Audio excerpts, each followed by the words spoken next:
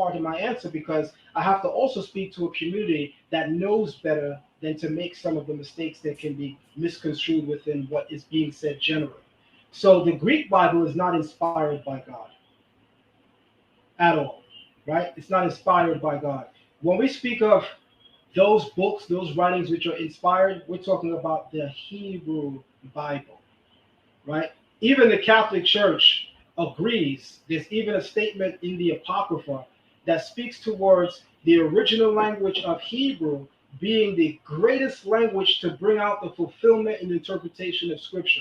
That's said right in the book of the Apocrypha, that the strength of the Scripture is in its Hebrew translation and interpretation. I'm talking to Zion Lexx right now.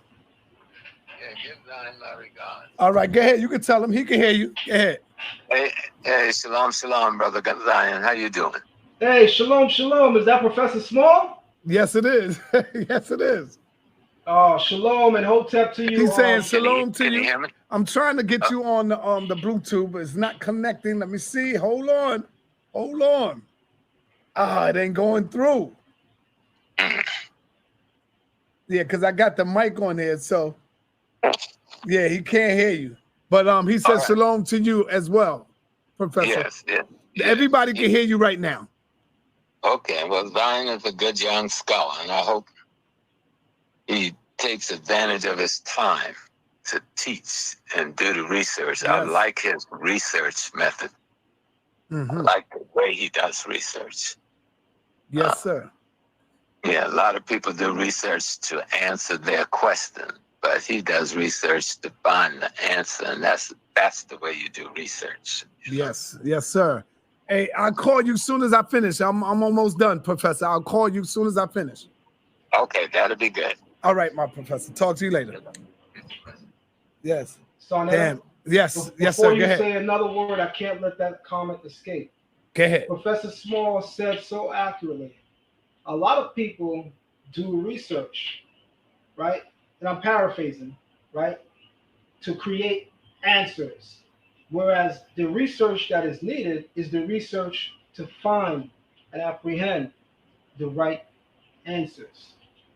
In other words, a lot of people in their pursuit of truth, what they do is what we're supposed to do to be on point or on target or on aim when it comes to our pursuit of knowledge. If we were to, by way of example or way of allegory, you take an arrow and you shoot it with the intention of hitting the target, right?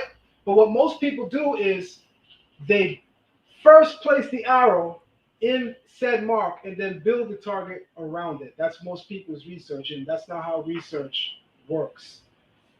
Research, to me, any true young scholar, and scholar of any age, so I would want to say any genuine scholar, this is research. The pursuit of truth and wherever it takes you. Transparency, objectivity, and honesty. Transparency, objectivity, and honesty. The pursuit of truth wherever it takes you. If truth takes you on a route that diverts from your home plate, guess who has to move? You. If truth allows you to land at a destination different from that where you started, guess who now needs a new zip code? You. In fact, the Hebrew doctrine says that one of its greatest eponymous ancestors, Abraham, in order for him to find the truth, he changed his zip code.